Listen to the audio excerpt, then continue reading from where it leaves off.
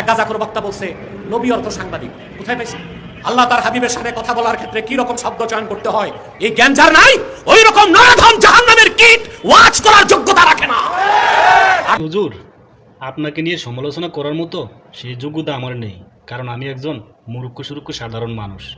তবে বিষয়টা যেহেতু ইসলাম নিয়ে, দিন নিয়ে, কোনো আলেমকে নিয়ে আরেকজন আলেমের মন্তব্য, তাহলে আমি এখানে দুই একটা কথা বলার অধিকার রাখতে পারি।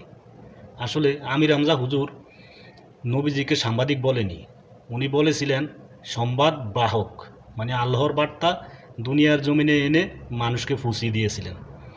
আমার মুখের কথা না, সেটাও ভিডিও ভাইরাল হয়েছে। আর সবচেয়ে বড় কথা হলো, কথা বলতে গিয়ে মানুষের ভুল ত্রুটি হতেই পারে। আমির হামজা হুজুর এরপরে মিডিয়ার সামনে এসে এই কথার জন্য অনেক জায়গায় ক্ষমা চেয়েছেন, ওই ভিডিওগুলো ভাইরাল।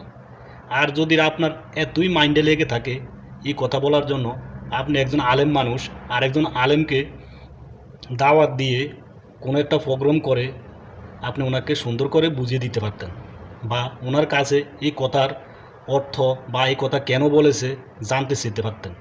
আপনি সেটা না করে জনসম্মুখে এসে আরেক জায়গায় আরেকটা মাহফিলে একজন আলেমকে এভাবে হিংসাত্মক, আক্রমণাত্মক, অপমানকভাবে কথাগুলো বলা আপনার মোটেই উচিত হয়নি। আমি একজন মূর্খ মানুষ হিসাবে আমার দেমাগে যতটুকু এসেছে।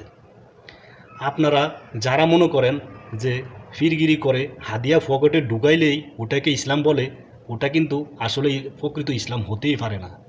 যদি ওটা প্রকৃত ইসলামই হতো, তাহলে আল্লাহর রসুল দিন প্রচার করতে গিয়ে এত কষ্ট, এত লঘুলাঞ্ছনা, এত উপবাস থাকতে হতো না। ওটা আমরা ইতিহাস ঘাটাঘাটি করলে মোটামুটি শুনতে পারি। আমাদের থেকে আপনি আরও বেশি জানার কথা।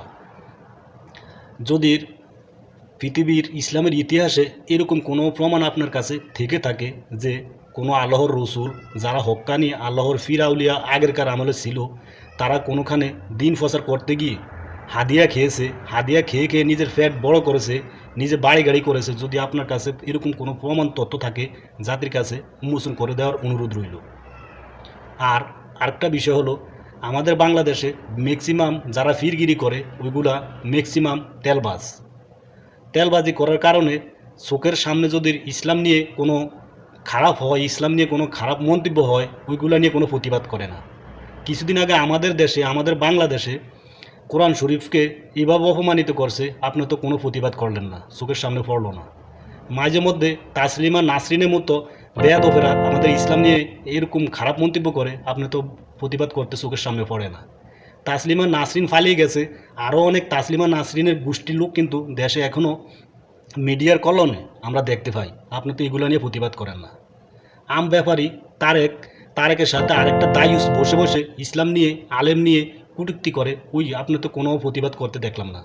তাহলে আপনি আমির হামজাকে নিয়ে কেন এত হিংসে? আসলে আমরা যতটুকু জানি, কারো যোগ্যতার সমান কেউ না যেতে পারলেই তাকে ফায়ে ধরে নিচে নামানোর জন্য চেষ্টা করে। আর যদি ফায়ে ধরে নিচে নামাতে না পারে, তাহলে তার নামে মিথ্যে যত রকমের গুজব আছে ছড়িয়ে দেওয়ার চেষ্টা করে। আপনি কি সেটা করলেন নাকি? আমার তো বুঝে আসে না।